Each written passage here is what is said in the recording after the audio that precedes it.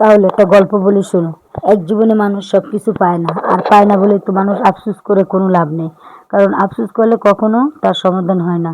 তার চেয়ে তুমি যখন যেভাবে থাকো তখন সেভাবে সেই রকম অবস্থায় শুকরিয়া আদায় করো। কারণ শুকরিয়াকারীকে আল্লাহ পাক পছন্দ করে।